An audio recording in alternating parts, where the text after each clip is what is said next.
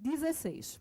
A 16 diz assim: sobre os princípios constitucionais tributários, é correto afirmar que, veja lá, letra A, a lei que modifica tributos só pode ser aplicada no exercício seguinte ao da sua publicação, por força da regra da irretroatividade da lei tributária. É verdade isso? Uma lei que modifica tributos só pode ser aplicada no exercício seguinte, como norma é. Como norma é. Uma lei que modifica tributos, pelo princípio de não surpresa, para que eu possa preparar o sujeito passivo para esse incremento de carga, só pode ser aplicada no exercício subsequente. Mas é em função do princípio de irretroatividade? É em função de que princípio? Da anterioridade do exercício. Do princípio previsto no artigo 150, inciso 3, a linha B da Constituição. Aquele que a gente vinha trabalhando até então. A linha A, a gente vai trabalhar na questão subsequente. A letra B diz, veja aqui, os tributos sempre deverão ser pessoais e atender às condições econômicas dos contribuintes por força do princípio da capacidade contributiva. Eu vou lhe chamar a atenção para o seguinte fato. Onde é que está na Constituição? Vamos trabalhar um pouquinho o princípio. Onde é que está na Constituição o princípio da capacidade contributiva? Ele está no artigo 145, parágrafo 1º da Constituição Federal. Se você abrir a sua Constituição, presta atenção no que eu vou dizer agora. Se você abrir a sua Constituição no artigo 145, parágrafo 1º, você vai ver que, ao falar do princípio da capacidade contributiva, a Constituição diz assim, veja se não é assim, os impostos serão, na medida do possível, pessoais e graduados de acordo com a capacidade contributiva do sujeito passivo. Eu quero lhe chamar a atenção para várias coisas aqui no princípio da capacidade contributiva. Seguinte, veja. O artigo 145, parágrafo 1º, pela redação constitucional, num primeiro momento, ele estabelece uma norma geral a partir da qual impostos, sempre que possível, serão pessoais. Então, o artigo 145, parágrafo 1º, ele já lhe traz uma diferenciação entre impostos pessoais e impostos reais. Decorre do artigo 145, parágrafo 1º, a diferenciação entre impostos pessoais e reais. Qual é a diferença entre um imposto pessoal e um imposto real? A gente chama de imposto pessoal aquele que, na quantificação, quando eu quantifico o tributo, que em sua quantificação leva em consideração as particularidades do sujeito passivo. Então, eu quantifico o tributo me atentando para as condições do sujeito passivo. Por isso, tributo pessoal, imposto pessoal, criado ou quantificado a partir de critérios de pessoalidade. As condições do sujeito passivo são essenciais para que eu possa promover a quantificação do tributo. É o exemplo típico do imposto de renda. Vejam lá. Quando você quantifica, quando você constrói a base do imposto de renda, a base de cálculo do imposto de renda, a base de cálculo do imposto de renda, ela não leva em consideração as características pessoais do sujeito passivo. Você faz sua declaração de imposto de renda, você pode promover as deduções legais. Quais são as deduções legais? Educação, saúde, se você tem independente, se você não tem independente. Então, as suas condições pessoais, as suas particularidades influenciam na quantificação do imposto. Isso não acontece se você estiver diante de um imposto real. O imposto real é aquele que é quantificado, que é estabelecido, desconsiderando-se completamente qualquer tipo de condição, qualquer tipo de particularidade do sujeito passivo. No imposto real, a tributação ela se dá sobre a coisa. E o sujeito passivo ele é absolutamente irrelevante. É o que acontece, basicamente, com o IPTU, com o IPVA, com os impostos sobre propriedade. Então, imagina lá que você, via doação, você recebeu um apartamento na Avenida Boa Viagem no valor de 1.500.000. E você vai pagar o IPTU sobre ele. Você não tem condições econômicas de suportar a incidência daquele imposto. Importa para o direito tributário? Não. O que é que o direito tributário vai dizer? Ele vai dizer, olha, eu tributo o signo presuntivo de riqueza, a sua exteriorização de riqueza. O imposto, ele é real, ele incide sobre a coisa. Se você não tem condições de suportar a tributação sobre esse determinado bem, se desfaça dele e adquira um bem compatível com a sua capacidade econômica. Porque o imposto ele é quantificado desconsiderando-se completamente qualquer condição, qualquer particularidade de seu sujeito passivo. Tudo bem? O que a Constituição diz no artigo 145? Veja, eu estou lhe explicando isso para lhe mostrar que há uma tecnia na questão da FCC, mas que você vai responder sempre a partir dessa tecnia. Veja. O que a Constituição diz no artigo 145, parágrafo 1º? Que os impostos, sempre que possível, deverão ser pessoais. quando ela diz que os impostos, sempre que possível, deverão ser pessoais, ela já está lhe dizendo indiretamente que em determinadas circunstâncias os impostos serão reais. Por que os impostos, sempre que possível, devem ser pessoais? Porque quando você adota o critério de pessoalidade, fica muito mais fácil efetivar capacidade contributiva. O que é o princípio da capacidade contributiva? É estabelecer que cada sujeito passivo vai promover o pagamento dos tributos a partir da sua capacidade econômica de contribuir. Quem tem maior capacidade econômica de contribuir, suporta maior incidência. Quem tem menor capacidade econômica de contribuir, suporta menor incidência. Quando você está diante de um imposto pessoal, é muito mais fácil efetivar o princípio da capacidade contributiva. Normalmente, essa efetivação desse princípio da capacidade contributiva se dá através da adoção do critério de progressividade. É isso que acontece no imposto de renda, não é? O que é a progressividade fiscal? É a previsão legal de que o aumento de base de cálculo provoca, na via transversa, aumento de alíquota. Progressividade é isso. À medida que a base de cálculo aumenta, a alíquota também aumenta. Não necessariamente de forma proporcional. Essa é a diferença entre progressividade e proporcionalidade. Qual é a diferença entre progressividade e proporcionalidade? Perceba aqui.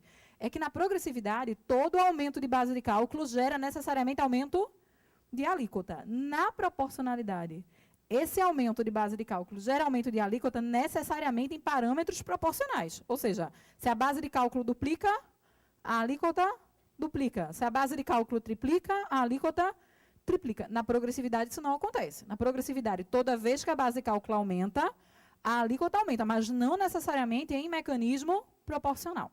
Veja, quando eu estabeleço uma progressividade fiscal no imposto real, ou melhor, desculpe, no imposto pessoal, você chega numa circunstância em que o princípio da capacidade contributiva ele se aplica na sua perfeição máxima. Você há de convir comigo que quem ofere maior renda, num primeiro momento, detém maior capacidade contributiva e, pela lógica do princípio, tem maior condição de suportar carga tributária. Tá?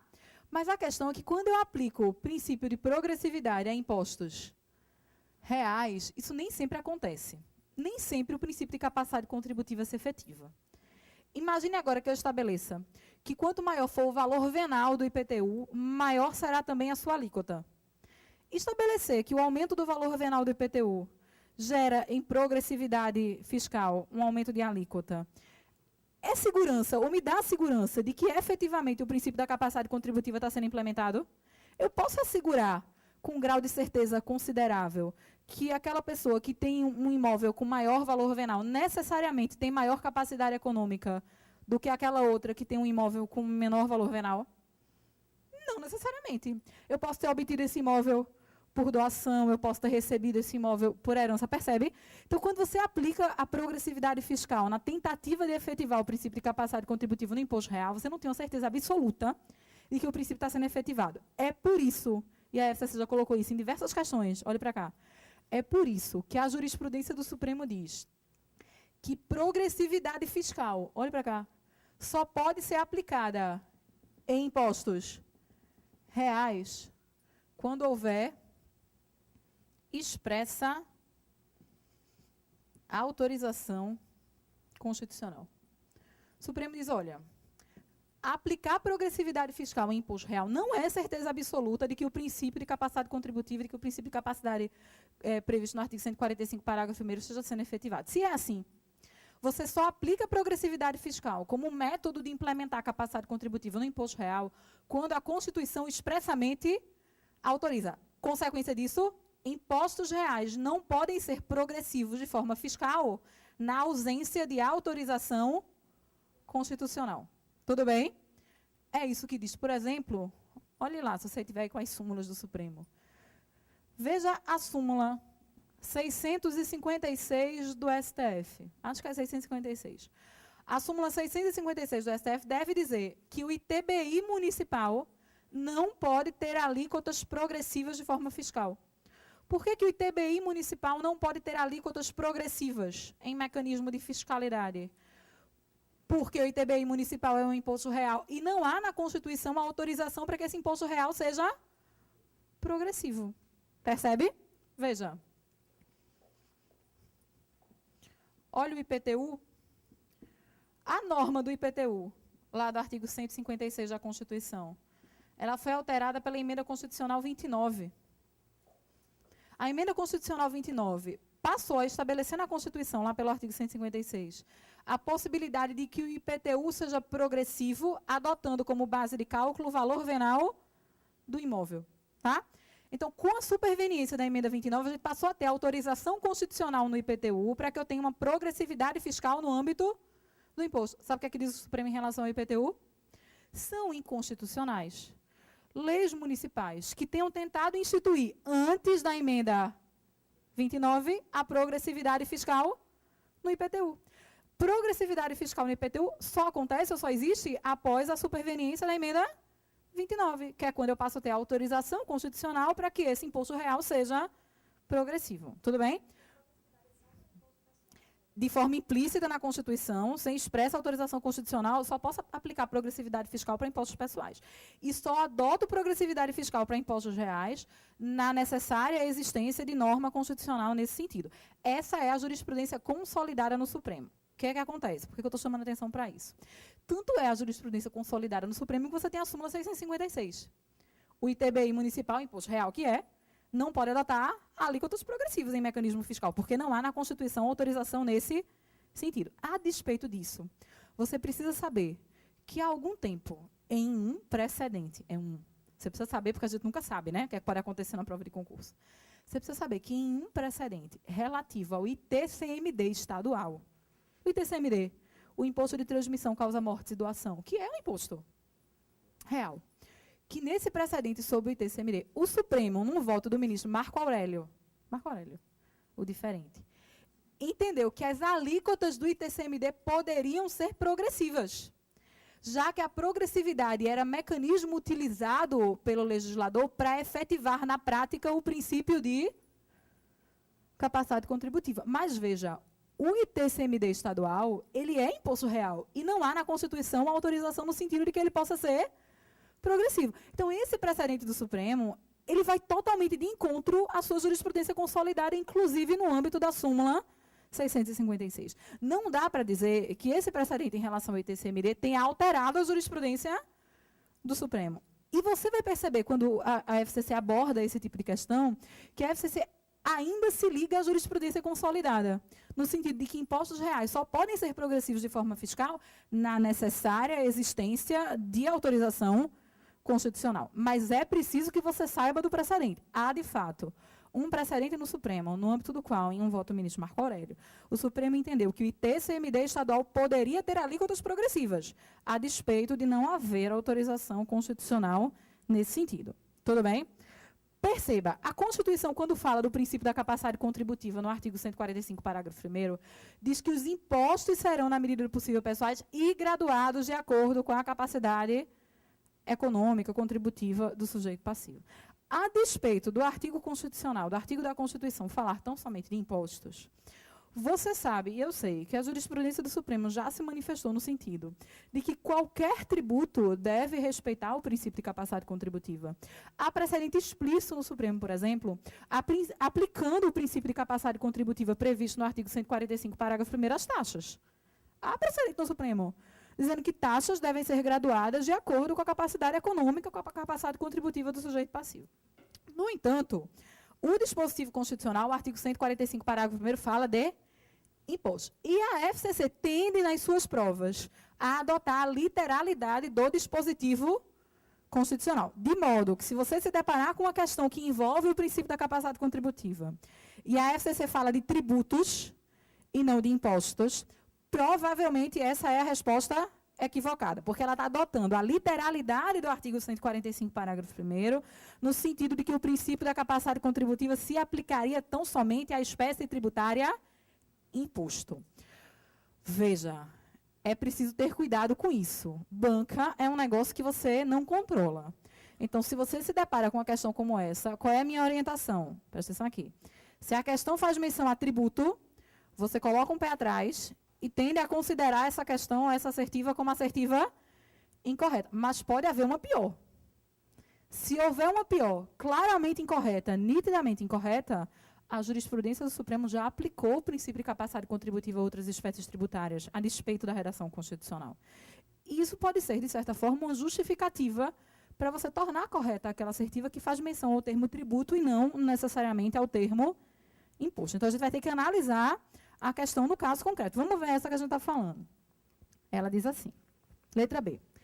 Os tributos sempre deverão ser pessoais e atender às condições econômicas dos contribuintes por força do princípio da capacidade contributiva. A gente ia colocar o pé atrás.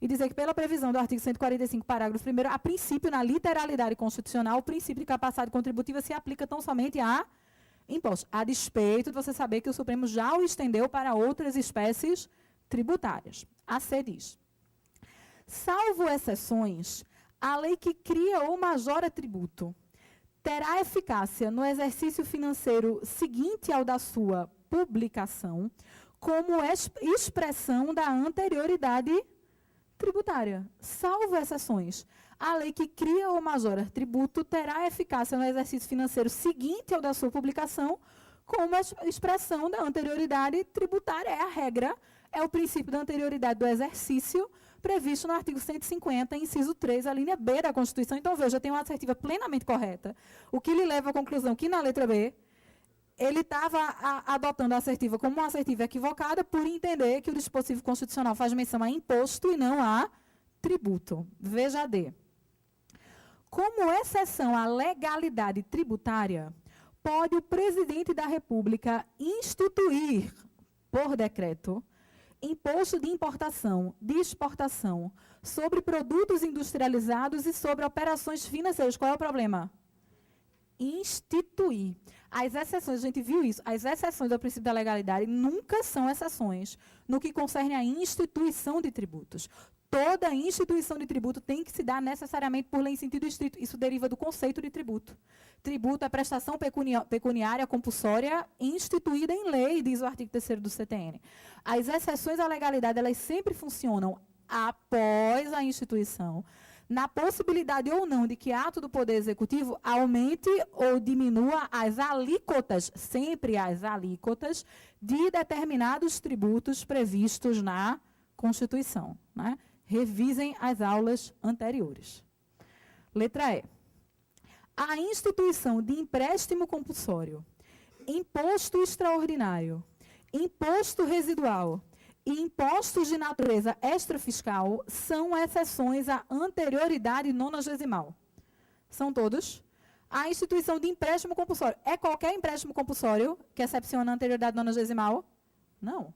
Só os empréstimos compulsórios instituídos no caso de calamidade pública, guerra externa e iminência. Se eu tiver diante de um empréstimo compulsório instituído naquela circunstância de investimento nacional relevante e urgente, ele respeita ou não respeita o princípio de anterioridade? Respeita. Então, eu posso dizer que o empréstimo compulsório é exceção? Não. Eu posso dizer que algumas espécies de empréstimo compulsório são exceções, mas não qualquer empréstimo compulsório. Aí vai em frente. Imposto extraordinário. Imposto residual. Imposto residual é exceção? Não. E impostos de natureza extrafiscal. Todo imposto de natureza extrafiscal excepciona o princípio da anterioridade nonagesimal? Não. Tem um imposto de natureza extrafiscal que necessariamente observa o princípio. Qual é? O IPI. Que não precisa esperar a superveniência do primeiro dia do exercício subsequente, mas necessariamente espera o transcurso de um prazo mínimo de 90 dias. Tudo bem? Então, a resposta da questão 16 é a C.